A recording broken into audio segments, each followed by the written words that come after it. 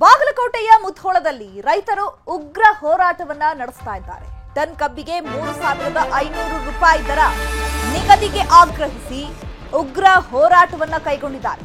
ಮುಧೋಳದಲ್ಲಿ ಉಗ್ರ ಸ್ವರೂಪವನ್ನ ಪಡೆದುಕೊಂಡಿದೆ ಪ್ರತಿಭಟನೆ.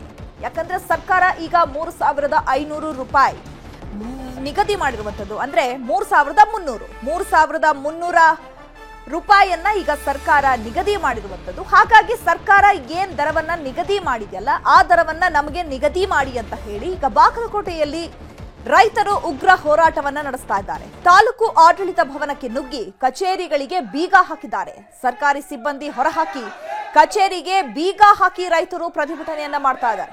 ಆಡಳಿತ ಭವನದ ಎದುರು ಸಾವಿರಾರು ಸಂಖ್ಯೆಯಲ್ಲಿ ರೈತರು ನೆರೆದಿದ್ದಾರೆ.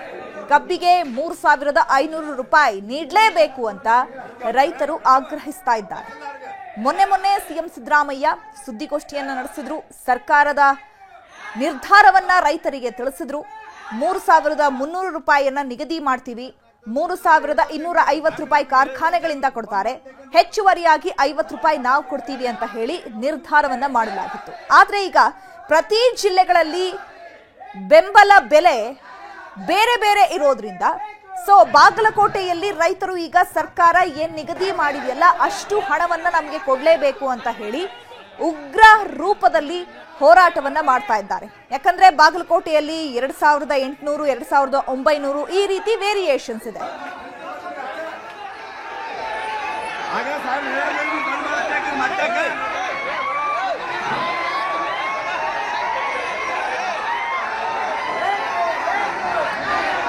ಇದಕ್ಕೂ ಮೊದಲು ಕಬ್ಬು ದರ ನಿಗದಿಗೆ ಆಗ್ರಹಿಸಿ ಕಬ್ಬು ಬೆಳೆಗಾರರು ಹೋರಾಟವನ್ನ ನಡೆಸಿದ್ದಾರೆ. ಬಾಗಲಕೋಟೆಯ ಮುಧೋಳದಲ್ಲಿ ರೈತರ ಆಕ್ರೋಶ ಕಟ್ಟೆ ಒಡೆದಿದೆ. ಮುಧೋಳ ತಹಸೀಲ್ದಾರ್ ಕಚೇರಿ ಆವರಣಕ್ಕೆ ನುಗ್ಗಿ ತಮ್ಮ ಆಕ್ರೋಶವನ್ನ ವ್ಯಕ್ತಪಡಿಸಿದ್ದಾರೆ. ಸಂಗೊಳ್ಳಿ ರಾಯಣ್ಣ ವೃತ್ತದಿಂದ ಬೆಳೆಗಾರರ ಪಾದಯಾತ್ರೆ ನಡೆಸಲಾಗಿದೆ. ತಹಸೀಲ್ದಾರ್ ಕಚೇರಿಗೆ ಮುತ್ತಿಗೆ ಹಾಕಿ ರೈತರು ತಮ್ಮ ಆಕ್ರೋಶವನ್ನ ವ್ಯಕ್ತಪಡಿಸಿದ್ದಾರೆ. ಕಚೇರಿ ಬಾಗಿಲು ಮುಚ್ಚಿ ರೈತರನ್ನ ನಿಯಂತ್ರಿಸೋದಕ್ಕೆ ಹರಸಾಹಸ ಪಟ್ಟಿದ್ದಾರೆ ಪೊಲೀಸರು. ಕಚೇರಿ ಒಳಗೆ ಇರೋ ಅಧಿಕಾರಿಗಳನ್ನ ಹೊರಗೆ ಹಾಕಲು ಎಚ್ಚರಿಕೆ ಕೊಟ್ಟಿದ್ದಾರೆ. ಅಂದ್ರೆ ಜಿಲ್ಲಾಡಳಿತದ ಭವನದ ಒಳಗೆ ನುಗ್ಗಿ ರೈತರು ಈಗ ಉಗ್ರ ರೂಪದಲ್ಲಿ ಹೋರಾಟವನ್ನ ನಡೆಸ್ತಾ ಇದ್ದಾರೆ. ನಮಗೆ ಬೆಂಬಲ ಬೆಲೆ ಕೊಡ್ಲೇಬೇಕು. ರೈತರು ಕೇಳ್ತಾ ಇರೋದು 3,500 ರೂಪಾಯಿ. ಸರ್ಕಾರ ಸದ್ಯಕ್ಕೆ ನಿಗದಿ ಮಾಡಿರುವಂತದ್ದು 3,300 ರೂಪಾಯಿ. ಹಾಗಾಗಿ ಬಾಗಲಕೋಟೆಯ ಮುಧೋಳದಲ್ಲಿ ರೈತರು ಸರ್ಕಾರ ಏನು ಬೆಂಬಲ ಬೆಲೆಯನ್ನ ನಿಗದಿ ಮಾಡಿದ್ಯಲ್ಲ ಆ ಬೆಂಬಲ ಬೆಲೆಯನ್ನ ಕೊಡ್ಲೇಬೇಕು ಅಂತ ಹೇಳಿ ಈಗ ಸರ್ಕಾರಿ ಅಧಿಕಾರಿಗಳನ್ನ ಹೊರಹಾಕಿ ಆ ಕಚೇರಿಗಳಿಗೆ ಬೀಗ ಜಡಿದು ರೈತರು ಆಕ್ರೋಶವನ್ನ ವ್ಯಕ್ತಪಡಿಸ್ತಾ ಇದ್ದಾರೆ. ಕಬ್ಬು ಬೆಳೆಗಾರರ ಹೋರಾಟ ದಿನದಿಂದ ದಿನಕ್ಕೆ ಜಾಸ್ತಿ ಆಗ್ತಾ ಇದೆ.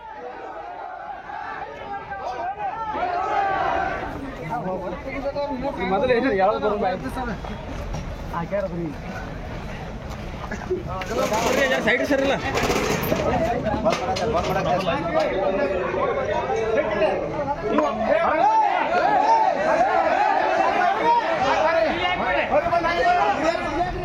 ರೈತ ಹೋರಾಟಗಾರ ಕಬ್ಬು ಬೆಳೆಗಾರ ಹೋರಾಟಕ್ಕೆ ಕಬ್ಬು ಬೆಳೆಗಾರ ಹೋರಾಟಕ್ಕೆ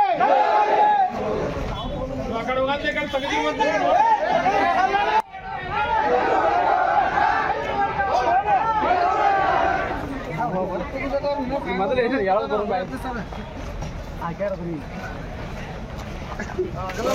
ಸೈಡ್ ಸರ್ ಇಲ್ಲ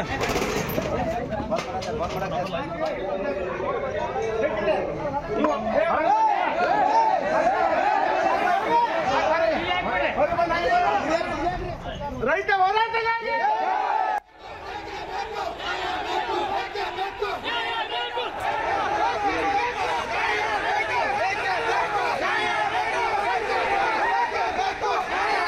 ಮತ್ತಷ್ಟು ಮಾಹಿತಿಯನ್ನು ಕೊಡ್ತಾರೆ ನಮ್ಮ ಪ್ರತಿನಿಧಿ ಮಂಜುನಾಥ್. ಫೋನ್ ಸಂಪರ್ಕದಲ್ಲಿ ಜಾಯ್ನ್ ಆಗಿದ್ದಾರೆ. ಮಂಜುನಾಥ್, ಈಗ ಬಾಗಲಕೋಟೆಯ ಮುಧೋಳದಲ್ಲಿ ರೈತರು ಉಗ್ರ ಹೋರಾಟವನ್ನ ನಡೆಸ್ತಾ ಇದ್ದಾರೆ. ಯಾಕಂದ್ರೆ ಪ್ರತಿ ಜಿಲ್ಲೆಯಲ್ಲೂ ಕೂಡ ಬೇರೆ ಬೇರೆ ದರ ಇರೋದ್ರಿಂದ ಸರ್ಕಾರ ಈಗ ಏನ್ ದರವನ್ನ ನಿಗದಿ ಮಾಡಿದೆ ಆ ದರವನ್ನ ಕಬ್ಬು ಬೆಳೆಗಾರರಿಗೆ ಕೊಡಬೇಕು ಅಂತ ಆಗ್ರಹಿಸಿ ಈಗ ಉಗ್ರ ಹೋರಾಟವನ್ನ ಮಾಡ್ತಾ ಇರುವಂತದ್ದು. ನಿಜಕ್ಕೂ ಕೂಡ ಇವರ ಹೋರಾಟಕ್ಕೆ ಸರ್ಕಾರ ಮಣಿಯತ್ತಾ? 3,500 ರೂಪಾಯಿಯನ್ನ ನಿಗದಿ ಮಾಡುತ್ತಾ? ಸದ್ಯಕ್ಕೆ ಅಲ್ಲಿ ಏನ್ ನಡೀತಾ ಇದೆ? ರೈತರು ಏನ್ ಮನವಿಯನ್ನ ಸಲ್ಲಿಸ್ತಾ ಇದ್ದಾರೆ? ಚೈತ್ರ, ಪ್ರಮುಖವಾಗಿ ಕಬ್ಬಿಗೆ 3,500 ರೂಪಾಯಿ ದರವನ್ನ ಕೊಡಬೇಕು ಅನ್ನುವಂತಹ ಬೇಡಿಕೆಯನ್ನು ಇಟ್ಕೊಂಡು ಇವತ್ತು ಮುಧೋಳದ ರೈತರು ಪ್ರತಿಭಟನೆ ನಡೆಸ್ತಾ ಇದ್ದಾರೆ. ಈ ರೈತರ ಬೇಡಿಕೆ ಏನಂತಂದ್ರೆ, ಈಗಾಗಲೇ ಸರ್ಕಾರ 3,300 ರೂಪಾಯಿ ದರವನ್ನ ಘೋಷಣೆ ಮಾಡಿದ್ರು ಕೂಡ ಆ ಒಂದು ಘೋಷಣೆಯಲ್ಲಿ ಮತ್ತು ಆದೇಶದ ಪ್ರತಿಯಲ್ಲಿ 11.25 ರಿಕವರಿ ಬಂದಾಗ ಮಾತ್ರ 3,300 ರೂಪಾಯಿ ಹಣವನ್ನ ಕೊಡ್ತೀವಿ ಅನ್ನುವಂತಹದ್ದೇನ ನಮೂದು ಮಾಡಿದ್ದಾರೆ. ಇದೇ ಒಂದು ಪ್ರಮುಖ ವಿಚಾರ ಇದೀಗ ರೈತರನ್ನ ಆಕ್ರೋಶಕ್ಕೆ ಈಡು ಮಾಡಿರುವಂತದ್ದು. ಯಾಕಂತಂದ್ರೆ ಈ ಹಿಂದಿನ ವರ್ಷಗಳಲ್ಲೇನೆ ಬಾಗಲಕೋಟೆ ಜಿಲ್ಲೆ ಸೇರಿದಂತೆ ವಿವಿಧ ಭಾಗಗಳಲ್ಲಿ ರಿಕವರಿ ಆಧಾರದ ಮೇಲೆ ತಗೊಳ್ಳುವಂತಹ ಸಂದರ್ಭದಲ್ಲಿ ಹೆಚ್ಚಿನ ಬೆಲೆ ಅಂದ್ರೆ 3,100, 3,150 ರೂಪಾಯಿ ಬೆಲೆ ಈಗಾಗಲೇ ಸಿಕ್ಕಿರುತ್ತೆ. ಈಗ ಸದ್ಯಕ್ಕೇನು 11.25 ರಿಕವರಿ ಬಂದಾಗ 3,300 ರೂಪಾಯಿಯನ್ನ ಕೊಡ್ತೀವಿ ಅನ್ನುವಂತಹ ಮಾತನ್ನ ಹೇಳಿದ್ದಾರೆ. ಇಲ್ಲಿ ಬಾಗಲಕೋಟೆಯಲ್ಲಿ 10.5 ರಿಕವರಿ ಬಂದ್ರೆ ಅದೇ ಬಹುತೇಕವಾದಂತಹ ರಿಕವರಿ. ಹೀಗಾಗಿ ಸರ್ಕಾರ ಘೋಷಣೆ ಮಾಡಿರುವಂತಹ ಬೆಲೆ 3,300 ರೂಪಾಯಿ ನಮಗೆ ಸಿಗೋದಿಲ್ಲ, ಮತ್ತೆ ನಮಗೆ 3,100 ರೂಪಾಯಿನೇ ಸಿಗುತ್ತೆ ಅನ್ನುವಂತಹ ಆರೋಪದ ಹಿನ್ನೆಲೆಯಲ್ಲಿ ಇದೀಗ ರೈತರು ಈ ರಿಕವರಿ ಆಧಾರಿತ ಬೆಲೆಯನ್ನು ನಿಗದಿಪಡಿಸಿದ್ದಾರೆ. ಇದನ್ನ ಕೈ ಬಿಡಬೇಕು, ನಮಗೆ ಏಕರೂಪದಲ್ಲಿ 3,500 ರೂಪಾಯಿ ದರವನ್ನ ಕೊಡಬೇಕು ಅನ್ನುವಂತಹ ಪ್ರಮುಖ ಬೇಡಿಕೆಯನ್ನು ಇಟ್ಕೊಂಡು ಇದೀಗ ಸರ್ಕಾರದ ವಿರುದ್ಧ ಮತ್ತು ಕಾರ್ಖಾನೆ ಮಾಲೀಕರ ವಿರುದ್ಧ ರೈತರು ಬೀದಿಗಿಳಿರುವಂತದ್ದು. ಕಳೆದ ಈ 3-4 ದಿನಗಳಿಂದ ಹೋರಾಟದ ತೀವ್ರತೆ ಹೆಚ್ಚಾಗಿದೆ. ನಿನ್ನೆ ಸತತವಾಗಿ 3-4 ಸಭೆಗಳನ್ನ ಮಾಡಿ ಸಚಿವರು ಆಗಿರ್ಬೋದು, ಜಿಲ್ಲಾಡಳಿತ ಆಗಿರ್ಬೋದು ಸಂಧಾನವನ್ನು ನಡೆಸೋದಕ್ಕೆ ಪ್ರಯತ್ನ ಮಾಡಿದ್ರು ಕೂಡ ಸಂಧಾನ ಸಫಲತೆ ಕಂಡಿಲ್ಲ. ಬಳಿಕ ಈ ಒಂದು ರೈತರ ಹೋರಾಟಕ್ಕೆ ಸರ್ಕಾರ ಸ್ಪಂದಿಸದ ಹಿನ್ನೆಲೆಯಲ್ಲಿ ಇವತ್ತು ಮತ್ತಷ್ಟು ಹೋರಾಟದ ತೀವ್ರತೆ ಹೆಚ್ಚಾಗಿದೆ. ತಹಶೀಲ್ದಾರ್ ಕಚೇರಿಗೆ ಮುತ್ತಿಗೆ ಹಾಕಿ ಅಲ್ಲಿ ಕಚೇರಿಯಲ್ಲಿ ಇರ್ತಕ್ಕಂಥ ಸಿಬ್ಬಂದಿಗಳನ್ನೆಲ್ಲರನ್ನು ಹೊರಗಡೆ ಹಾಕಿ ಕಚೇರಿಗೆ ಬೀಗವನ್ನ ಜಡಿಯುವ ಮೂಲಕ ರೈತರು ಆಕ್ರೋಶವನ್ನು ವ್ಯಕ್ತಪಡಿಸಿದ್ದಾರೆ. ಇನ್ನು ಮುಂದಿನ ಹಂತಗಳಲ್ಲಿ ಹೋರಾಟಗಾರರ ಈಗಾಗಲೇ ರೂಪುರೇಷೆಗಳನ್ನು ತಯಾರಿಸ್ತಾ ಇದ್ದಾರೆ. ಇವತ್ತು ಸಾಯಂಕಾಲ ಮತ್ತೆ ಸಂಗೊಳ್ಳಿ ರಾಯಣ್ಣ ವೃತ್ತದಲ್ಲಿ ರೈತರು ಜಮಾವಣೆಗೊಂಡು ನಾಳಿನ ಹೋರಾಟ ಯಾವ ರೀತಿಯಾಗಿರ್ಬೇಕು ಅನ್ನೋಂಥದ್ದನ್ನ ಸಿದ್ಧಪಡಿಸ್ಕೊಳ್ತಾ ಇದ್ದಾರೆ. ಮತ್ತು ಈ ಒಂದು ಹೋರಾಟಕ್ಕೆ ಈಗಾಗಲೇ ರೈತರು ತಮ್ಮ ಭಾಷಣಗಳ ಮೂಲಕ ಹೇಳ್ತಾ ಇರುವಂತದ್ದು ಏನಂತಂದ್ರೆ, ಬೆಳಗಾವಿಯಲ್ಲಿ ಈ ಒಂದು ದರ ನಿಗದಿಗೆ ಒಪ್ಪಿಗೆಯನ್ನು ಸೂಚಿಸಿ ಏನು ಪ್ರತಿಭಟನೆಯನ್ನ ಕೈಬಿಟ್ಟು ಸಂಭ್ರಮಾಚರಣೆ ಮಾಡಿದ್ರು, ಆ ರೈತರು ಕೂಡ ಇಲ್ಲಿ ನಮ್ಮಲ್ಲಿಗೆ ಹೋರಾಟಕ್ಕೆ ಬರ್ತಾರೆ. ಮುಧೋಳ ಹೋರಾಟದ ಕೇಂದ್ರ ಬಿಂದು ಆಗುತ್ತೆ. ಯಾವ ರೀತಿಯಾಗಿ ಗುರ್ಲಾಪುರ ಕ್ರಾಸ್ ನಲ್ಲಿ ಹೋರಾಟ ನಡೆದಿತ್ತು ಅದಕ್ಕಿಂತ ಹೆಚ್ಚಿನ ಪ್ರಮಾಣದಲ್ಲಿ ಮುಧೋಳದಲ್ಲಿ ಹೋರಾಟವನ್ನ ನಾವು ರೂಪಿಸ್ತೀವಿ. ಬಿಜಾಪುರ ಆಗಿರ್ಬೋದು, ಗುಲ್ಬರ್ಗ ಆಗಿರ್ಬೋದು, ಬೇರೆ ಬೇರೆ ಜಿಲ್ಲೆಗಳಿಂದ ರೈತರು ಮುಧೋಳಕ್ಕೆ ಆಗಮಿಸಿ ಇಲ್ಲಿ ನಮಗೆ ಸಪೋರ್ಟ್ ಮಾಡ್ತಾರೆ. ನಾವು ಏನು ಬೇಡಿಕೆಯನ್ನು ಇಟ್ಟಿದೀವಿ ಆ ಬೇಡಿಕೆಯನ್ನು ಈಡೇರಿಸೋವರೆಗೂ ಯಾವುದೇ ರೀತಿಯಾದಂತಹ ಹೋರಾಟವನ್ನ ಹಿಂಪಡೆಯೋದಿಲ್ಲ ಅನ್ನುವಂತಹ ಮಾತುಗಳನ್ನು ಆಡ್ತಾ ಇರುವಂತದ್ದು. Chaitra, okay, thank you Manjunath ತಮ್ಮೆಲ್ಲ ಇನ್ಫಾರ್ಮೇಶನ್ಗೆ. ಹಾವೇರಿಯಲ್ಲಿ ಸರ್ಕಾರದ ವಿರುದ್ಧ ಕಬ್ಬು ಬೆಳೆಗಾರರು ಹೋರಾಟವನ್ನ ನಡೆಸ್ತಾ ಇದ್ದಾರೆ. ಮೈಲಾರ ಮಹದೇವಪ್ಪ ವೃತ್ತದಲ್ಲಿ ಪ್ರತಿಭಟನೆಯನ್ನ ನಡೆಸಿ ಆಕ್ರೋಶವನ್ನ ವ್ಯಕ್ತಪಡಿಸ್ತಾ ಇದ್ದಾರೆ. ಜಿಲ್ಲಾ ಉಸ್ತುವಾರಿ ಸಚಿವ ಶಿವಾನಂದ ಪಾಟೀಲ್ ವಿರುದ್ಧ ರೈತರು ಕಿಡಿಕಾರ್ತಾ ಇದ್ದಾರೆ. ಸೊ ಕಂಡಲ್ಲಿ ಸಚಿವರನ್ನ ಈಗ ರೈತರು ತಮ್ಮ ಆಕ್ರೋಶವನ್ನ ವ್ಯಕ್ತಪಡಿಸ್ತಾ ಇದ್ದಾರೆ. ಜಿಲ್ಲಾ ಉಸ್ತುವಾರಿ ಸಚಿವ ಶಿವಾನಂದ ಪಾಟೀಲ್ ವಿರುದ್ಧ ರೈತರು ಕಿಡಿಕಾರ್ತಾ ಇದ್ದಾರೆ. ಅಕಸ್ಮಾತ್ ಏನಾದ್ರೂ ಶಿವಾನಂದ ಪಾಟೀಲ್ ಅವರು ಆ ಸ್ಥಳಕ್ಕೆ ಬಂದ್ರೆ ಅವರಿಗೆ ಘೇರಾವ್ ಹಾಕುವಂತಹ ಸಾಧ್ಯತೆಗಳು ಕೂಡ ಇರುವಂತದ್ದು. ಯಾಕಂದ್ರೆ ಪ್ರತಿ ಜಿಲ್ಲೆಗಳಲ್ಲೂ ಕೂಡ ಈಗ ಕಬ್ಬು ಬೆಳೆಗಾರರು ನಮಗೆ ನಿಗದಿತ ರೂಪದಲ್ಲಿ ನೀವು ಅದನ್ನ ಕೊಡಬೇಕು ನಮಗೆ ದರವನ್ನ ಅಂತ ಹೇಳಿ ಪ್ರತಿಭಟನೆಯನ್ನ ಮಾಡ್ತಾ ಇದ್ದಾರೆ. ಸರ್ಕಾರ ಮತ್ತು ಜಿಲ್ಲಾಡಳಿತದ ವಿರುದ್ಧ ರೈತರಿಂದ ಘೋಷಣೆ ಮೊಳಗಿಸಲಾಗ್ತಾ ಇದೆ. ಸರ್ಕಾರ ಘೋಷಣೆ ಮಾಡಿರುವಂತಹ 3,200 ಕೊಡುವಂತೆ ಪಟ್ಟು ಹಿಡಿದಿದ್ದಾರೆ. ರಿಕವರಿ ಕಡಿಮೆ ತೋರಿಸಿ 2,700, 2,800 ಕೊಡೋದಕ್ಕೆ ಪ್ರಯತ್ನ ಪಡ್ತಾ ಇದ್ದಾರೆ. ಸರ್ಕಾರ ಘೋಷಣೆ ಮಾಡಿದ ದರ ಕೊಡ್ತಾ ಇಲ್ಲ ಅಂತ ಹೇಳಿ ಆಕ್ರೋಶವನ್ನ ವ್ಯಕ್ತಪಡಿಸ್ತಾ ಇದ್ದಾರೆ. ಸಂಸದ ಬಸವರಾಜ ಬೊಮ್ಮಾಯಿ ಹೋರಾಟಕ್ಕೆ ಬೆಂಬಲವನ್ನ ನೀಡಲಿ, ಇಲ್ಲದಿದ್ರೆ ನಾಳೆ ರಾಷ್ಟ್ರೀಯ ಹೆದ್ದಾರಿ 48ರಲ್ಲಿ ಪ್ರತಿಭಟನೆ ನಡೆಸುವಂತಹ ಎಚ್ಚರಿಕೆಯನ್ನ ಕೊಟ್ಟಿದ್ದಾರೆ. ರೈತರ ಹೋರಾಟಕ್ಕೆ ಮಾಜಿ ಯೋಧರು ಹಾಗೂ ವಕೀಲರ ಸಂಘದ ಸದಸ್ಯರು ಕೂಡ ಬೆಂಬಲವನ್ನ ವ್ಯಕ್ತಪಡಿಸುವಂತಹ ಸಾಧ್ಯತೆಗಳಿರುವಂತದ್ದು. ಸೊ ಇವರು ರಿಕವರಿಯನ್ನ ಕಡಿಮೆ ತೋರಿಸಿ ನಮಗೆ 2,700, 2,800 ರೂಪಾಯಿಯನ್ನ ನಿಗದಿ ಮಾಡ್ತಾ ಇದ್ದಾರೆ. ಸೊ ನಾವು ಈ ಒಂದು ದರಕ್ಕೆ ಒಪ್ಕೊಳ್ಳೋದಿಲ್ಲ. ಸರ್ಕಾರ ಏನು ನಿಗದಿತ ಬೆಲೆಯನ್ನ ಘೋಷಣೆ ಮಾಡಿದೆ 3,300 ಅದನ್ನ ಕೊಡಬೇಕು ಅಂತ ಹೇಳಿ ರೈತರು ಆಗ್ರಹಿಸ್ತಾ ಇದ್ದಾರೆ. ಸಕ್ಕರೆ ಸಚಿವರು ಬಂದು ಇಲ್ಲೇ ಕೇಳ್ಬೇಕು, ನಮ್ಮನ್ನ ರೈತರ ಸಮಸ್ಯೆ ಆಲಿಸಿ ಕಾರ್ಖಾನೆ ಮಾಲೀಕರಿಗೆ ಇಷ್ಟು ಹಣ ಕೊಡಬೇಕಂತೇಳಿ ಆದೇಶ ಮಾಡ್ಬೇಕು. ಅವರು ನಮಗೆ 3,200 ರೂಪಾಯಿ ಕೊಡಲೇಬೇಕು. ಆದರೂ ರಾಜ್ಯ ಸರ್ಕಾರ ಏನು ಅದೇ ದರ ನಿಗದಿ ಮಾಡೈತಿ ಆ ದರದ ಪ್ರಕಾರ ಅವ್ರು ಹಣ ಕೊಡಿಸ್ಬೇಕು. ಅವರು ಕಾರ್ಖಾನೆ ಮಾಲಕರು ಅದಕ್ಕೆ ಒಪ್ಪಲ್ಲ ಅಂತ ಜಿಲ್ಲಾಧಿಕಾರಿಗಳು ಹೇಳ್ತಾರೆ. ಜಿಲ್ಲಾಧಿಕಾರಿಗಳು ಅವ್ರು ಒಪ್ಪಲಿ ಬಿಡಲಿ, ನಾವು ಜಿಲ್ಲಾಧಿಕಾರಿಗಳು ಒಂದು ಮಾತು ಹೇಳ್ತೀವಿ. ರಾಜ್ಯ ಸರ್ಕಾರ ಈಗ ಮೊನ್ನೆ ಮುಖ್ಯಮಂತ್ರಿಗಳು ಏನು ಆದೇಶ ಮಾಡ್ಯಾರ ಅದಕ್ಕೆ ಎಷ್ಟು ಹಣ ಬರ್ತೈತಿ ಅಷ್ಟು ಕೊಡಲಿಕ್ಕೆ ಕಾರ್ಖಾನೆಯವ್ರು ಕೊಟ್ಟ ಚಲೋ ಮಾಡಬೇಕು, ಇಲ್ಲ ಕಾರ್ಖಾನೆಯವ್ರು ಚಲೋ ಮಾಡಬಾರ್ರಿ ಅಂತೇಳಿ ಒಂದು ಆದೇಶ ಹೊರಡಿಸ್ಬೇಕು. ಆ ಆದೇಶ ಪ್ರತಿ ನಮಗೆ ಕೊಡಬೇಕು ಜಿಲ್ಲಾಧಿಕಾರಿಗಳು. ಅದನ್ನು ಅವ್ರು ಕೊಟ್ಟಿದ ನಂತರ ನಾವು ಮುಂದಲ ಹೋರಾಟ ಹೆಂಗೆ ಮಾಡಬೇಕು ಏನು ಮಾಡ್ತೀವಿ. ಅವ್ರು 3,200 ರೂಪಾಯಿ ತೊಗೊತೀವಿ. ಮತ್ತು ಜಿಲ್ಲಾಧಿಕಾರಿಗಳು ನಮ್ಗೆ ಆದೇಶ ಪ್ರತಿ ಕೊಡಲಿಲ್ಲ ಅಂದ್ರೆ ಮತ್ತು ನಮ್ಮ ರೈತರಿಗೆ ಹೋರಾಟಕ್ಕೆ ಸ್ಪಂದನೆ ಮಾಡಲಿಲ್ಲ ಅಂದ್ರೆ ನಾವು ರಾಷ್ಟ್ರೀಯ ಹೆದ್ದಾರಿ ತಡೆದು ಪ್ರತಿಭಟನೆ ಮಾಡೋದು ನಿಶ್ಚಿತ ಅಂತ ರಾಜ್ಯ ಸರ್ಕಾರಕ್ಕೆ ಎಚ್ಚರಿಕೆ ಕೊಡ್ತಾ ಇದ್ದೀವಿ. ಅವಾಗ 10.5 11 ಮಟ್ಟ ನಮ್ಮ ರಿಕವರಿ ಬಂದೈತಿ. ಇವತ್ತು 9 ಪಾಯಿಂಟ್ ತಂದಿಟ್ಟಿದ್ದಾರೆ. ಇದರಲ್ಲಿ ಎಷ್ಟು ಮೋಸ ನಡೀತಾ ಇದೆ ಇದನ್ನು ಫಸ್ಟ್ ಸರ್ಕಾರ ಅರ್ಥ ಮಾಡ್ಕೋಬೇಕು. ಇವತ್ತು ಸರ್ಕಾರ ಎಲ್ಲರನ್ನೂ ಒಂದೇ ಕಣ್ಣಲ್ಲಿ ನೋಡ್ಬೇಕು. ಇವತ್ತು ಅವ್ರಿಗೊಂದು ಕಣ್ಣು ಇವ್ರಿಗೊಂದು ಕಣ್ಣು ಆಗಬಾರ್ದು. ಹಿಂಗಾಗಿ ರೈತರಿಗೆ ಬಹಳ ಅನ್ಯಾಯ ಆಗ್ತಾ ಇದೆ. ಇಲ್ಲಿ ರೈತರು ದೇಶಕ್ಕೆ ಅನ್ನ ಕೊಡೋದು ಅಂಥವ್ರು ತಂದು ರೋಡ್ನಾಗ ಕುಂದಿರ್ಸಾರೋ, ಇದು ಮಹಾ ಅಪರಾಧ. ಇದು ಆಗಬಾರ್ದು. ಈ ರೈತರಿಗೆ ಏನು ಬೆಂಬಲಕ್ಕೆ ಇದಾರ ಬೆಂಬಲ ಬೆಲೆ ಮೊದಲು ಕೊಡಬೇಕು. ಈ ಬೆಳಗಾಮದಲ್ಲಿ ಕೊಟ್ಟಿದಾರ, ಇಲ್ಲಿ ಹಾವೇರಿಯಲ್ಲಿ ಯಾಕೆ ಕೊಡ್ತಾ ಇಲ್ಲ? ಎಲ್ಲ ಒಂದೇ, ಕರ್ನಾಟಕ ಒಂದೇ. ಇದರಲ್ಲಿ ತಾರತಮ್ಯ ಯಾಕೆ? ಇದು ಬಂದ್ ಆಗ್ಬೇಕು ಫಸ್ಟು. ಅವ್ರು ಯಾರು ಬರೋವರೆಗೂ ಏನು ಮುಖ್ಯಮಂತ್ರಿ ಆದೇಶ ಆಗುತ್ತೆ ಆದೇಶ ಕಾಪಿ ಕೊಡೋವರೆಗೂ ಇಲ್ಲಿ ಯಾರು ಬಿಟ್ಟು ಕದಲೋದಿಲ್ಲ, ಎಲ್ಲರೂ ಇಲ್ಲೇ ಇರ್ತೀವಿ. ಅಫ್ಜಲಪುರದಲ್ಲಿ ಕಬ್ಬು ಬೆಳೆಗಾರರಿಂದ ಬಂದ್ಗೆ ಕರೆ ನೀಡಲಾಗಿದೆ. ರೈತರ ಹೋರಾಟದಲ್ಲಿ ಕಿಡಿಗೇಡಿಗಳಿಂದ ಅಸಭ್ಯ ವರ್ತನೆಯನ್ನ ನಡೆಸಲಾಗಿದೆ. ತರಕಾರಿ ಮಾರಾಟ ಮಾಡ್ತಾ ಇದ್ದಂತ ಮಹಿಳೆಗೆ ಟಾರ್ಚರ್ ಕೊಟ್ಟಿದ್ದಾರೆ. ತರಕಾರಿ ಕಿತ್ತೆಸೆದು ಕೆಲ ಯುವಕರು ಪುಂಡಾಟ ಮೆರೆದಿದ್ದಾರೆ. ಕಲಬುರಗಿ ಜಿಲ್ಲೆ ಅಫ್ಜಲಪುರವನ್ನ ಬಂದ್ ಮಾಡಿ ರೈತರು ಆಕ್ರೋಶವನ್ನ ವ್ಯಕ್ತಪಡಿಸ್ತಾ ಇದ್ರು. ಸೊ ಇದೇ ಸಂದರ್ಭದಲ್ಲಿ ಕೆಲ ಪುಂಡರು ತರಕಾರಿಯನ್ನ ಬೀದಿಗೆ ಎಸೆದು ಪುಂಡಾಟವನ್ನ ಮೆರೆದಿದ್ದಾರೆ. ರೈತರ ಹೋರಾಟದಲ್ಲಿ ಭಾಗಿಯಾಗಿದ್ದಂತಹ ಕೆಲ ಯುವಕರು ಈ ರೀತಿ ದಾಂಧಲೆ ಮಾಡಿದ್ದಾರೆ. ತರಕಾರಿ ಮಾರಾಟ ಮಾಡ್ತಿದ್ದವರ ಮೇಲೆ ದೌರ್ಜನ್ಯ ಎಸಗಿದ್ದಾರೆ. ಉಪಜೀವನಕ್ಕಾಗಿ ರಸ್ತೆ ಬದಿ ಮಾಡ್ತಾ ಇದ್ದಂತಹ ತರಕಾರಿಯನ್ನ ಕಿತ್ತು ಒಗೆದಿದ್ದಾರೆ. ರಸ್ತೆಗೆಸೆದ ಯುವಕರು ಈ ಯುವಕರ ಕೃತ್ಯದಿಂದ ನೊಂದು ಹಿಡಿ ಶಾಪವನ್ನ ಹಾಕುವಂತಾಗಿದೆ. ತರಕಾರಿ ಮಾರಾಟ ಮಾಡ್ತಾ ಇದ್ದಂತಹ ಬಡ ಮಹಿಳೆಯರು ಕಣ್ಣೀರು ಹಾಕ್ತಾ ಇದ್ದಾರೆ. ಈಗ ರೈತರು ಹೆಂಗೆ ತಾವು ಬೆಳೆದಂತಹ ಬೆಳೆಗೆ ಬೆಂಬಲ ಬೆಲೆ ನಿಗದಿ ಆಗಬೇಕು ಅಂತ ಹೇಳಿ ಹೋರಾಟವನ್ನ ಮಾಡ್ತಾ ಇದ್ದಾರೋ, ಅದೇ ರೀತಿ ತಮ್ಮ ಜೀವನವನ್ನ ನಡೆಸಬೇಕು ಅಂತ ಹೇಳಿ ಕೆಲ ಮಹಿಳೆಯರು ಅಲ್ಲಿ ತರಕಾರಿಯನ್ನ ತಂದು ಮಾರಾಟ ಮಾಡ್ತಾ ಇದ್ದಾರೆ. ಇವರು ಬಂದ್ಗೆ ಕರೆ ಕೊಟ್ಟಿದ್ದಾರೆ ಅಂತ ಹೇಳಿ ಈ ರೈತರ ಹೋರಾಟದಲ್ಲಿ ಇರುವಂತಹ ಕೆಲ ಪುಡಾರಿಗಳು ಅಲ್ಲಿ ತರಕಾರಿಯನ್ನ ಕಿತ್ತೆಸೆದು ರೋಡ್ಗೆಸೆದು ರಂಪ ರಾಮಾಯಣ ಮಾಡಿದ್ದಾರೆ. ಸೊ ಇದರಿಂದ ಮಹಿಳೆಯರು ಕಣ್ಣೀರು ಹಾಕ್ತಾ ಇದ್ದಾರೆ. ಯಾಕಂದ್ರೆ ಆ ಒಂದು ತರಕಾರಿಯ ದುಡ್ಡನ್ನ ನಂಬಿಕೊಂಡು ಜೀವನ ನಡೆಸ್ತಾ ಇರ್ತಾರೆ. ಅಂಥದ್ರಲ್ಲಿ ಇವರು ಹೋರಾಟ ಮಾಡ್ತೀನಿ ಅನ್ನುವಂತಹ ನಿಟ್ಟಿನಲ್ಲಿ ಆ ಒಂದು ಸಂದರ್ಭದಲ್ಲಿ ಆ ಇರುವಂತಹ ತರಕಾರಿಗಳನ್ನೆಲ್ಲ ಬೀದಿಗೆಸೆದಿದ್ದಾರೆ.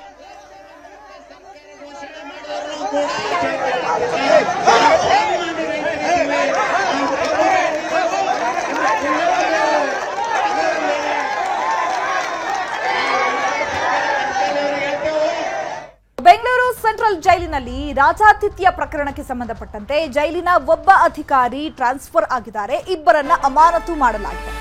ಅಧಿಕಾರಿಗಳ ಸಭೆ ಬಳಿಕ ಡಾಕ್ಟರ್ ಜಿ ಪರಮೇಶ್ವರ್ ಘೋಷಣೆ ಮಾಡಿದ್ದಾರೆ. ಗೃಹ ಸಚಿವರು ಜೈಲಿನ ಒಬ್ಬ ಅಧಿಕಾರಿ ಟ್ರಾನ್ಸ್ಫರ್ ಆಗಿದ್ರೆ ಇಬ್ಬರನ್ನ ಅಮಾನತು ಮಾಡಲಾಗಿದೆ. ಚೀಫ್ ಸೂಪರಿಂಟೆಂಡೆಂಟ್ ಸುರೇಶ್ ವರ್ಗಾವಣೆ ಆಗಿದ್ದಾರೆ. ಜೈಲಿನ ಸಹಾಯಕ ಸೂಪರಿಂಟೆಂಡೆಂಟ್ ಅಶೋಕ್ ಭಜಂತ್ರಿ ಸಸ್ಪೆಂಡ್ ಆಗಿದ್ದಾರೆ. ಯಾಕಂದ್ರೆ ಒಬ್ಬರನ್ನ ಟ್ರಾನ್ಸ್ಫರ್ ಮಾಡಿದ್ರೆ ಇನ್ನಿಬ್ರು ಸಿಬ್ಬಂದಿಗಳನ್ನ ಅಮಾನತು ಮಾಡಿದ್ದಾರೆ. ವಿಡಿಯೋ ವೈರಲ್ ಬಗ್ಗೆ ತನಿಖೆಗೆ ಗೃಹ ಸಚಿವ ಪರಮೇಶ್ವರ್ ಸೂಚನೆಯನ್ನ ಕೊಟ್ಟಿದ್ದಾರೆ. ಎಡಿಜಿಪಿ ಹಿತೇಂದ್ರ ನೇತೃತ್ವದಲ್ಲಿ ಸಮಿತಿಯನ್ನ ರಚನೆ ಮಾಡಲಾಗಿದೆ. ಐಜಿ ಸಂದೀಪ್ ಪಾಟೀಲ್, ಅಮರ್ನಾಥ್ ರೆಡ್ಡಿ, ರಿಷ್ಯಂತ್ ಕಮಿಟಿಯನ್ನ ರಚನೆ ಮಾಡಲಾಗಿದೆ. 1 ತಿಂಗಳಲ್ಲಿ ತನಿಖಾ ವರದಿಯನ್ನ ನೀಡಬೇಕು ಅಂತ ಹೇಳಿ ಖಡಕ್ ಸೂಚನೆಯನ್ನ ನೀಡಲಾಗಿದೆ. 15 ದಿನದಲ್ಲಿ ಕಮಾಂಡ್ ಸೆಂಟರ್ ನಿರ್ಮಾಣ ಮಾಡ್ತೇವೆ, ಯಾರದ್ದೇ ತಪ್ಪು ಕಂಡು ಬಂದಲ್ಲಿ ಶಿಕ್ಷೆಯನ್ನ ನೀಡ್ತೀವಿ ಅನ್ನುವಂತಹ ಎಚ್ಚರಿಕೆಯನ್ನ ರವಾನೆ ಮಾಡಿದ್ದಾರೆ ಸಚಿವರು. ಜೈಲಿನಲ್ಲಿ ಆರೋಪಿಗಳು ಅಪರಾಧಿಗಳನ್ನ ಪ್ರತ್ಯೇಕ ಮಾಡಲು ಸೂಚನೆ ಕೊಟ್ಟಿದ್ದಾರೆ. ತಕ್ಷಣಕ್ಕೆ ಕೈದಿಗಳ ಪ್ರತ್ಯೇಕವಾಗಿಸಲು ಪರಮೇಶ್ವರ್ ಸೂಚನೆ ಕೊಟ್ಟಿದ್ದಾರೆ. ಒಂದೇ ಜೈಲಿನಲ್ಲಿ 5 ವರ್ಷದಿಂದ ಇರುವಂತಹ ಅಧಿಕಾರಿಗಳನ್ನ ಈಗ ವರ್ಗಾವಣೆ ಮಾಡಲಾಗಿದೆ. ಯಾಕಂದ್ರೆ ಜೈಲಿನಲ್ಲಿ ಅಕ್ರಮ ಚಟುವಟಿಕೆಗಳು ನಡೀತಾ ಇದೆ. ಜೊತೆಗೆ ಖೈದಿಗಳಿಗೆ ಮೂಲ ಸೌಕರ್ಯಗಳನ್ನ ಬಿಟ್ಟು ಬೇರೆ ಬೇರೆ ಸೌಕರ್ಯಗಳನ್ನ ಕೊಡ್ತಾ ಇದ್ದಾರೆ. ರಾಜಾರೋಷವಾಗಿ ರಾಜಾತಿಥ್ಯ ನೀಡಲಾಗ್ತಾ ಇದೆ ಅನ್ನುವಂತಹ ನಿಟ್ಟಿನಲ್ಲಿ ಪರಮೇಶ್ವರ್ ಅವರು ಖಡಕ್ ಸೂಚನೆಯನ್ನ ಕೊಟ್ಟಿದ್ದಾರೆ. ಒಂದೆರಡು ವಿಡಿಯೋಗಳು ಮಾತ್ರ ಈ ವರ್ಷ ಕಳೆದ 3-4 ತಿಂಗಳಿಂದ ಆಗಿರ್ತಕ್ಕಂಥದ್ದು.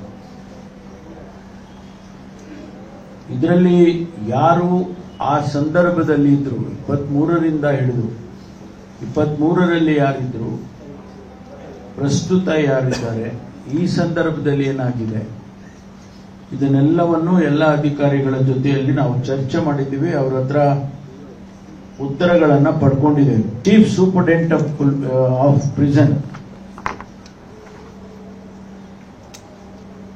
ಕೆ ಸುರೇಶ್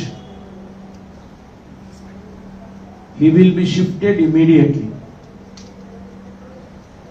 ಅವರ ಜಾಗಕ್ಕೆ for the first time we are posting an IPS officer. ಇನ್ನು ಮೇಲೆ ಪರಪ್ಪನ ಅಗ್ರಹಾರದ ಜವಾಬ್ದಾರಿಯನ್ನು ಒಬ್ಬ IPS ಆಫೀಸರಿಗೆ ಕೊಡ್ತೇವೆ. ಪರಪ್ಪನ ಅಗ್ರಹಾರ ಪೊಲೀಸ್ ಠಾಣೆಯಲ್ಲಿ ನಟ ಧನ್ವೀರ್ ವಿಚಾರಣೆ ನಡೆಸಲಾಗ್ತಾ ಇದೆ. ನಟ ಧನ್ವೀರ್ ಕರೆತಂದು ಪೊಲೀಸರು ವಿಚಾರಣೆಯನ್ನ ಮಾಡ್ತಾ ಇದ್ದಾರೆ. ಪರಪ್ಪನ ಅಗ್ರಹಾರ ಠಾಣೆಗೆ ಸಿಸಿಬಿ ಪೊಲೀಸರು ನಟ ಧನ್ವೀರ್ನನ್ನ ಕರೆತಂದಿದ್ದಾರೆ. ವಕೀಲರ ಜೊತೆಗೆ ಪರಪ್ಪನ ಅಗ್ರಹಾರ ಠಾಣೆಗೆ ಬಂದಿದ್ದಾರೆ ಧನ್ವೀರ್ ವಿರುದ್ಧ ಪರಪ್ಪನ ಅಗ್ರಹಾರ ಪೊಲೀಸ್ ಠಾಣೆಯಲ್ಲಿ ಪ್ರಕರಣ ದಾಖಲಾಗಿತ್ತು. ಜೈಲಲ್ಲಿ ಕುಡಿದು ಡಾನ್ಸ್ ಮಾಡಿದ್ದ ವಿಡಿಯೋ ವೈರಲ್ ಆಗಿತ್ತು. ಸೊ ಹಾಗಾಗಿ ಈ ಕೇಸ್ನಲ್ಲಿ ಈಗ ಕರ್ಕೊಂಡು ಬಂದು ವಿಚಾರಣೆ ಮಾಡ್ತಾ ಇದ್ದಾರೆ. ಪೊಲೀಸ್ ಠಾಣೆ ಬಳಿ ಆಗಮಿಸಿರೋ ನಟ ಧನ್ವೀರ್ ತಂದೆ, ವಕೀಲರ ಜೊತೆ ಆಗಮಿಸಿರೋ ನಟ ಧನ್ವೀರ್ ತಂದೆ ಪರಪ್ಪನ ಅಗ್ರಹಾರ ಪೊಲೀಸ್ ಠಾಣೆಗೆ ಧನ್ವೀರ್ ತಂದೆ ಆಗಮಿಸಿದ್ದಾರೆ. ಯಾಕಂದ್ರೆ ಸಿಸಿಬಿ ಪೊಲೀಸರು ಈಗ ನಟ ಧನ್ವೀರ್ನನ್ನ ಠಾಣೆಗೆ ಕರೆತಂದು ವಿಚಾರಣೆ ಮಾಡ್ತಾ ಇದ್ದಾರೆ. ಆ ವಿಡಿಯೋ ವೈರಲ್ ಆಗಿತ್ತಲ್ಲ, ಆ ಒಂದು ವಿಚಾರಕ್ಕೆ ಸಂಬಂಧಪಟ್ಟಂತೆ.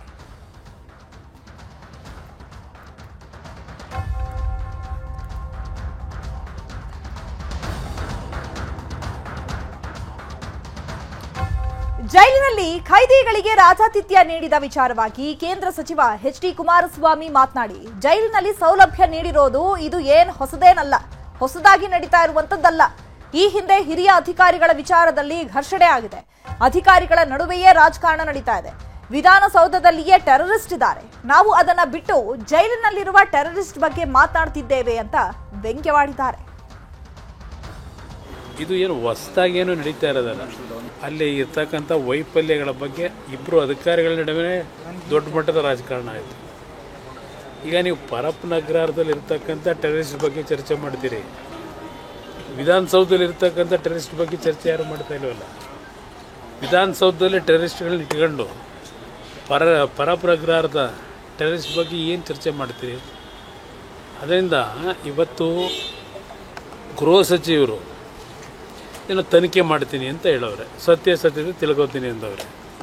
ಅವ್ರಿಗೆ ಗೊತ್ತಿಲ್ವಾ ಪರಮೇಶ್ವರ್ ಅವರಿಗೆ? ಈ ಬಗ್ಗೆ ಮತ್ತಷ್ಟು ಮಾಹಿತಿಯನ್ನು ಕೊಡ್ತಾರೆ ನಮ್ಮ ಪ್ರತಿನಿಧಿ ಮಂಜುನಾಥ್, ನೇರ ಸಂಪರ್ಕದಲ್ಲಿ ಜಾಯ್ನ್ ಆಗಿದ್ದಾರೆ. ಮಂಜುನಾಥ್, ಈಗ ಜೈಲಿನಲ್ಲಿ ರಾಜಾತಿಥ್ಯ ನೀಡಿದಂತಹ ವಿಚಾರಕ್ಕೆ ಸಂಬಂಧಪಟ್ಟಂತೆ ಈಗಾಗಲೇ ಡಾಕ್ಟರ್ ಜಿ ಪರಮೇಶ್ವರ್ ಅವರು ಇಬ್ಬರು ಸಿಬ್ಬಂದಿಗಳನ್ನ ಅಮಾನತು ಮಾಡಿದ್ದಾರೆ, ಒಬ್ಬ ಸಿಬ್ಬಂದಿಯನ್ನ ಟ್ರಾನ್ಸ್ಫರ್ ಮಾಡಿದ್ದಾರೆ. ಅದು ಒಂದ್ ಕಡೆ ಆಯ್ತು ಅಂತ ಹೇಳಿದ್ರೆ, ಈಗ ಮತ್ತೊಂದ್ ಕಡೆ ಸಿಸಿಬಿ ಪೊಲೀಸರು ನಟ ಧನ್ವೀರ್ ಅವರನ್ನ ಕರೆತಂದು ಠಾಣೆಗೆ ವಿಚಾರಣೆ ಮಾಡ್ತಾ ಇದ್ದಾರೆ. ಸೊ ವಿಚಾರಣೆಯ ಸಂದರ್ಭದಲ್ಲಿ ಬೇರೆ ಏನಾದ್ರೂ ಇನ್ಫಾರ್ಮೇಶನ್ ಸಿಕ್ಕಿದೆಯಾ? ಅವರ ಮೊಬೈಲ್ನನ್ನ ಏನಾದ್ರೂ ರಿಕವರಿ ಮಾಡಿದಾರಾ? ಅದ್ರ ಜೊತೆಗೆ ಈಗ ಕೇಂದ್ರ ಸಚಿವರು ಕೂಡ ಬಾಂಬ್ ಹಾಕಿರುವಂತದ್ದು ಏನಂತಂದ್ರೆ, ಜೈಲಲ್ಲಿರುವಂತಹ ಟೆರರಿಸ್ಟ್ಗಳ ಬಗ್ಗೆ ಮಾತಾಡೋದು ಬಿಟ್ಟು ಈ ವಿಧಾನಸೌಧದಲ್ಲೇ ಇರುವಂತಹ ಟೆರರಿಸ್ಟ್ಗಳ ಬಗ್ಗೆ ಮಾತನಾಡ್ತಿಲ್ಲ ಅಂತ ಹೇಳ್ತಾ ಇದ್ದಾರೆ. ಹಾಗಿದ್ರೆ ಯಾರು ಆ ಟೆರರಿಸ್ಟ್? ಯಾಕಂದ್ರೆ ಈ ಜೈಲಲ್ಲಿ ನಡೀತಾ ಇರುವಂತದ್ದಕ್ಕೂ ಅಥವಾ ವಿಧಾನಸೌಧದಲ್ಲಿ ಇರುವಂತಹ ನಾಯಕರಿಗೂ ಏನಾದ್ರೂ ಲಿಂಕ್ ಇದೆಯಾ? ಹೇಗೆ? ಎಸ್, ಖಂಡಿತವಾಗ್ಲೂ ಚೈತ್ರ, ಪರಪ್ಪನ ಅಗ್ರಹಾರದಲ್ಲಿರುವಂತಹ ಕೈದಿಗಳಿಗೆ ಎಲ್ಲೋ ಒಂದು ಕಡೆ ರಾಜ್ಯಾತಿಥ್ಯ ಒದಗ್ತಾ ಇದೆ ಅನ್ನುವಂಥದ್ದು ಹಿಂದೆಯಿಂದಲೂ ಕೂಡ ಅಷ್ಟೇ ತಿಳ್ಕೊಂಡೇ ಬರ್ತಾ ಇತ್ತು. ಆದ್ರೆ ಈಗ ದೊಡ್ಡ ಮಟ್ಟದಲ್ಲಿ ಸದ್ದಾಗ್ತಿರುವಂತದ್ದು ಏನು ಅಂತಂದ್ರೆ, ಟೆರರಿಸ್ಟ್ಗಳ ಕೈಗಳು ಕೂಡ ಅಷ್ಟೇ ಮೊಬೈಲ್ ಕೊಡ್ತಿದ್ದಾರೆ, ಅವ್ರಿಗೆ ಬೇಕಾದಂತ ಎಣ್ಣೆಯನ್ನ ಕೊಡ್ತಿದ್ದಾರೆ. ಇಷ್ಟೆಲ್ಲ ರಾಜ್ಯಾತಿಥ್ಯವನ್ನು ಕೊಡ್ತಿರುವಂತವ್ರು ಯಾರು ಅನ್ನುವಂತ ಒಂದು ಪ್ರಶ್ನೆ ಕೂಡ ಅಷ್ಟೇ ಉದ್ಭವ ಆಗಿರುವಂತದ್ದು. ಇದೇ ಒಂದು ಕಾರಣಕ್ಕೋಸ್ಕರ ಇವತ್ತು ಡಾಕ್ಟರ್ ಜಿ ಪರಮೇಶ್ವರ್ ಅವರು ಕೂಡ ಅಷ್ಟೇ ಹಿರಿಯ ಅಧಿಕಾರಿಗಳ ಜೊತೆ ಸಭೆಯನ್ನ ಮಾಡ್ತಾರೆ. ಸಭೆಯ ಸಂದರ್ಭದಲ್ಲಿ ಜೈಲಿನ ಸೂಪರಿಂಟೆಂಡೆಂಟ್ ಅನ್ನ ವರ್ಗಾವಣೆ ಮಾಡ್ತಾರೆ. ಅಲ್ಲಿರುವಂತಹ ಉಳಿದಂತೆ ಇಬ್ಬರು ಸಿಬ್ಬಂದಿ ಕೂಡ ಈಗಾಗಲೇ ಸಸ್ಪೆಂಡ್ ಮಾಡಿ ಆದೇಶವನ್ನ ಕೊಟ್ಟಿರುವಂತಹದ್ದು. ಈ ಬೆನ್ನಲ್ಲೇ ಬೆಂಗಳೂರಿನ ಸಿಸಿಬಿ ಪೊಲೀಸರು ಕೂಡ ಈ ಒಂದು ಪ್ರಕರಣವನ್ನ ಬಹಳ ಸೀರಿಯಸ್ ಆಗಿ ತಗೊಂಡಿರುವಂತದ್ದು. ಆ ನಿಟ್ಟಿನಲ್ಲಿ ನಟ ಧನ್ವೀರ್ನನ್ನು ಈಗಾಗಲೇ ವಶಕ್ಕೆ ಪಡೆದು ವಿಚಾರಣೆಯನ್ನ ಮಾಡ್ತಿದೆ. ನಿನ್ನೆಯಿಂದಲೂ ಕೂಡ ಅಷ್ಟೇ ನಟ ಧನ್ವೀರ್ನ ತೀವ್ರ ವಿಚಾರಣೆಗೆ ಒಳಪಡಿಸಿರುವಂತದ್ದು. ಈ ವಿಚಾರಣೆಗೆ ಒಳಪಡಿಸೋದಕ್ಕೆ ಮೇನ್ ರೀಸನ್ ಏನು ಅಂತಂದ್ರೆ, ಈ ಒಂದು ರಾಜ್ಯಾತಿಥ್ಯದ ವಿಡಿಯೋಗಳೇನಿತ್ತು, ಎಣ್ಣೆ ಹಿಡ್ಕೊಂಡು ಡ್ಯಾನ್ಸ್ ಮಾಡ್ತಿರುವಂತಹ ವಿಡಿಯೋ ಏನಿತ್ತು, ಇದನ್ನ ನಟ ಧನ್ವೀರ್ನ ಮೊಬೈಲ್ ನಿಂದಲೇ ಬೇರೆ ಬೇರೆ ಕಡೆಗಳಿಗೆ ಸ್ಪ್ರೆಡ್ ಆಗಿರುವಂತಹದ್ದು ಅನ್ನುವಂಥದ್ದು ಪ್ರಾಥಮಿಕ ತನಿಖೆ ವೇಳೆಯಲ್ಲಿ ಬಯಲಾಗಿತ್ತು. ಈ ಒಂದು ಕಾರಣಕ್ಕೋಸ್ಕರ ನಿನ್ನೆ ಧನ್ವೀರ್ ಏರ್ಪೋರ್ಟ್ ನಲ್ಲಿ ಇದ್ದಂತಹ ವೇಳೆಯಲ್ಲಿ ಏಕಾಏಕಿ ಸಿಸಿಬಿ ಪೊಲೀಸರು ವಶಕ್ಕೆ ಪಡೆದು ನಿನ್ನೆಯೂ ಕೂಡ ಎನ್ಕ್ವೈರಿಯನ್ನ ಮಾಡಿದ್ರು. ಇವತ್ತು ಬೆಳಗಿನ ಜಾವನು ಕೂಡ ಮತ್ತೆ ಎನ್ಕ್ವೈರಿಯನ್ನ ಮಾಡ್ತಾರೆ. ಇದಾದಂತ ಬಳಿಕ ಈಗ ನಟ ಧನ್ವೀರ್ನ ಪರಪ್ಪನ ಅಗ್ರಹಾರ ಸ್ಟೇಷನ್ಗೆ ಕರ್ಕೊಂಡೋಗಿ ಅಲ್ಲಿಯೂ ಕೂಡ ಅಷ್ಟೇ ತೀವ್ರ ವಿಚಾರಣೆಯನ್ನ ಮಾಡ್ತಾ ಇದ್ದಾರೆ. ಆದ್ರೆ ಧನ್ವೀರ್ ಮಾತ್ರ ಈ ಒಂದು ವೈರಲ್ ಆಗ್ತಿರುವಂತಹ ವಿಡಿಯೋಗಳಿಗೂ ನನಗೂ ಯಾವುದೇ ರೀತಿಯಂತ ಸಂಬಂಧ ಇಲ್ಲ ಅಂತಾನೆ ಹೇಳ್ತಾ ಇದ್ದಾರೆ. ಆದ್ರೂ ಕೂಡ ಅಷ್ಟೇ ಸಿಸಿಬಿ ಪೊಲೀಸರ ಪ್ರೈಮರಿ ಇನ್ವೆಸ್ಟಿಗೇಷನ್ ನಲ್ಲಿ ಧನ್ವೀರ್ನ ಮೊಬೈಲ್ ನಿಂದಲೇ ಈ ಒಂದು ರಾಜ್ಯಾತಿಥ್ಯದ ವಿಡಿಯೋಗಳು ಹೊರಗಡೆ ಹೋಗಿರುವಂತದ್ದು ಅನ್ನೋ ಒಂದು ಕಾರಣಕ್ಕೋಸ್ಕರ ಧನ್ವೀರ್ನ ಮೊಬೈಲ್ ಅನ್ನು ಈಗಾಗಲೇ ಪೊಲೀಸರು ತಮ್ಮ ವಶಕ್ಕೆ ಪಡ್ಕೊಂಡು ಪರಿಶೀಲನೆಯನ್ನ ಮಾಡ್ತಿದ್ದಾರೆ. ಜೊತೆಗೆ ಧನ್ವೀರ್ನು ಕೂಡ ಅಷ್ಟೇ ಪೊಲೀಸರ ವಶದಲ್ಲೇ ಇಟ್ಕೊಂಡು ಎನ್ಕ್ವೈರಿಯನ್ನ ಮುಂದುವರೆಸಿದರೆ. ಆದ್ರೆ ಇನ್ನೊಂದು ಕಡೆ ಅವರ ತಂದೆಯು ಕೂಡ ಈಗಾಗಲೇ ವಕೀಲರ ಜೊತೆ ಕೂಡ ಅಷ್ಟೇ ಪರಪ್ನ ಅಗ್ರಹಾರ ಪೊಲೀಸ್ ಸ್ಟೇಷನ್ಗೆ ಭೇಟಿಯನ್ನ ಕೊಟ್ಟಿದ್ದಾರೆ. ಯಾಕಂದ್ರೆ ಪೊಲೀಸರು ಏನಾದ್ರೂ ಅರೆಸ್ಟ್ ಮಾಡಬಹುದೇನೋ ಅನ್ನುವಂತ ಒಂದು ಕಾರಣಕ್ಕೋಸ್ಕರನೇ ವಕೀಲರ ಜೊತೆಯೂ ಕೂಡ ಅವ್ರು ಬಂದಿದ್ರೆ. ಜೊತೆಗೆ ವಕೀಲರು ಕೂಡ ಅಷ್ಟೇ ಯಾವ ಕಾರಣಕ್ಕೋಸ್ಕರ ನೀವು ನೋಟಿಸ್ ಅನ್ನ ಕೊಟ್ಟಿದ್ರಿ, ಯಾವ ಒಂದು ವಿಚಾರಣೆಯನ್ನ ನೀವು ಮಾಡ್ತಿದ್ರ ಅನ್ನೋದ್ರ ಬಗ್ಗೆ ಮಾಹಿತಿಯನ್ನ ಕಲೆಕ್ಟ್ ಮಾಡ್ತಾ ಇರುವಂತದ್ದು. ಎಲ್ಲೋ ಒಂದ್ ಕಡೆ ನಟ ದರ್ಶನ್ಗೆ ಯಾವುದೇ ರೀತಿಯಂತ ಫೆಸಿಲಿಟಿಗಳು ಕೂಡ ಅಷ್ಟೇ ಜೈಲಲ್ಲಿ ಸಿಗದ ಇರುವಂತಹ ಕಾರಣಕ್ಕೋಸ್ಕರನೇ ಧನ್ವೀರ್ ಅಲ್ಲಿನ ರೌಡಿ ಶೀಟರ್ಗಳಿಗೆ ಸಿಕ್ತಿರುವಂತಹ ಮತ್ತು ಅಲ್ಲಿನ ಟೆರರಿಸ್ಟ್ಗಳಿಗೆ ಸಿಕ್ತಿರುವಂತಹ ರಾಜಾತಿಥ್ಯದ ವಿಡಿಯೋಗಳನ್ನ ವೈರಲ್ ಮಾಡಿದ್ದಾರೆ ಅನ್ನುವಂಥದ್ದು ಕೂಡ ಒಂದು ರೀತಿಯಂತ ಗುಮಾನಿ ಈಗಾಗಲೇ ಎದ್ದಿರುವಂತದ್ದು. ಈ ಒಂದು ಕಾರಣಕ್ಕೋಸ್ಕರ ಧನ್ವೀರ್ನ ವಿಚಾರಣೆಗೊಳಪಡಿಸಿದ್ದಾರೆ. ಆದ್ರೆ ನಿನ್ನೆಯಿಂದಲೂ ಕೂಡ ಸಿಸಿಬಿ ಪೊಲೀಸರು ನಡೆಸಿರುವಂತಹ ವಿಚಾರಣೆಯಲ್ಲಿ ಧನ್ವೀರ್ ಈ ಒಂದು ವಿಡಿಯೋಗಳನ್ನ ತನ್ನ ಮೊಬೈಲ್ ನಿಂದ ವೈರಲ್ ಮಾಡಿದ್ರೆ ಅನ್ನುವಂಥದ್ದಕ್ಕೆ ಸೂಕ್ತವಾದಂತಹ ಯಾವುದೇ ದಾಖಲಾತಿಗಳು ಕೂಡ ಸಿಕ್ಕಿಲ್ಲ. ಜೊತೆಗೆ ಧನ್ವೀರ್ ಕೂಡ ಅಷ್ಟೇ ಆ ಒಂದು ಪ್ರಶ್ನೆಗಳಿಗೆ ಉತ್ತರವನ್ನ ಕೊಡ್ತಾ ಇಲ್ಲ. ಅದಕ್ಕೂ ನನಗೂ ಯಾವುದೇ ರೀತಿಯಂತ ಸಂಬಂಧ ಇಲ್ಲ. ದರ್ಶನ್ ಮತ್ತು ನನ್ನ ಇಬ್ಬರ ನಡುವಿನ ಸಂಬಂಧ ಅಣ್ಣ ತಮ್ಮನ ಸಂಬಂಧ 2019ರಿಂದಲೂ ಕೂಡ ಅಷ್ಟೇ ದರ್ಶನ್ ಜೊತೆಗೆ ನಾನು ಸಂಬಂಧವನ್ನು ಹೊಂದಿದ್ದೀನಿ. ಅದು ಬಿಟ್ರೆ ನಾನು ಯಾವುದೇ ವಿಡಿಯೋಗಳನ್ನು ಕೂಡ ವೈರಲ್ ಮಾಡಿಲ್ಲ ಅಂತ ಧನ್ವೀರ್ ಹೇಳ್ತಿದ್ದಾರೆ. ಆದ್ರೆ ನಿನ್ನೆ ಪರಪ್ನ ಅಗ್ರಹಾರದಲ್ಲಿರುವಂತಹ ಒಂದಷ್ಟು ಕೈದಿಗಳನ್ನ ವಿಚಾರಣೆ ಮಾಡಿದಂತ ಸಂದರ್ಭದಲ್ಲಿ ಧನ್ವೀರ್ನ ಹೆಸರು ತುಳುಕಾಕೊಳ್ಳುತ್ತೆ. ಆ ಒಂದು ಕಾರಣಕ್ಕೋಸ್ಕರನೇ ಧನ್ವೀರ್ನ ತೀವ್ರ ವಿಚಾರಣೆಯನ್ನ ಮಾಡ್ತಿದ್ರೆ. ಸದ್ಯಕ್ಕೆ ಧನ್ವೀರ್ ಬಳಕೆ ಮಾಡ್ತಿದ್ದಂತಹ ಮೊಬೈಲ್ ಅನ್ನು ಕೂಡ ಅಷ್ಟೇ ತಮ್ಮ ವಶಕ್ಕೆ ಪಡ್ಕೊಂಡ್ಬಿಟ್ಟು ಅದರಲ್ಲಿ ಯಾವ್ದಾದ್ರು ವಿಡಿಯೋಗಳು ಡಿಲೀಟ್ ಆಗಿದೆಯಾ ಅಥವಾ ಈತ ಯಾವ್ದಾದ್ರು ವಾಟ್ಸ್ಆಪ್ ನ ಮುಖಾಂತರವಾಗಿ ಬೇರೆ ಯಾರಿಗಾದ್ರೂ ವಿಡಿಯೋಗಳನ್ನ ಸೆಂಡ್ ಮಾಡಿದ್ದಾನೆ ಅನ್ನೋದ್ರ ಬಗ್ಗೆ ತೀವ್ರ ವಿಚಾರಣೆಯನ್ನ ಮಾಡ್ತಿದ್ದಾರೆ. ಸದ್ಯಕ್ಕೆ ಸಿಸಿಬಿ ಪೊಲೀಸರು ಕೂಡ ಅಷ್ಟೇ ಅಲ್ಲಿನ ಸ್ಥಳೀಯ ಪೊಲೀಸರ ನೆರವಿನಿಂದಾಗಿ ವಿಚಾರಣೆಯನ್ನ ಕಂಟಿನ್ಯೂ ಮಾಡಿದ್ರೆ ಬಹುತೇಕ ಇನ್ನ 1-2 ಗಂಟೆಗಳ ಕಾಲ ವಿಚಾರಣೆಯನ್ನ ಮಾಡ್ತಾರೆ. ವಿಚಾರಣೆ ಆದಂತಹ ಬಳಿಕ ಏನಾದ್ರೂ ಎವಿಡೆನ್ಸಸ್ ಏನಾದ್ರೂ ಸಿಕ್ತು, ಹೌದು ರಾಜಾತಿಥ್ಯದ ವಿಡಿಯೋಗಳನ್ನ ಧನ್ವೀರೇ ವೈರಲ್ ಮಾಡಿದಂತದ್ದು ಮತ್ತು ಬೇರೆ ಬೇರೆಯವರಿಗೆ ಕಳಿಸಿರುವಂತದ್ದು ಧನ್ವೀರ್ ಅಂತ ಗೊತ್ತಾಯ್ತು ಅಂತಂದ್ರೆ ಬಹುತೇಕ ಅಲ್ಲಿ ಕೇಸನ್ನ ರಿಜಿಸ್ಟರ್ ಮಾಡ್ಕೊಂಡು ಬಂಧನ ಮಾಡುವಂತಹ ಸಾಧ್ಯತೆಗಳು ಕೂಡ ಅಷ್ಟೇ ಈ ಸಂದರ್ಭದಲ್ಲಿ ದಟ್ಟವಾಗಿ ಕಂಡು ಬರ್ತಾ ಇದೆ. Chaitra, thank you Manjunath. ಆಮೇಲೆ ಡೀಟೇಲ್ಸ್ಗೆ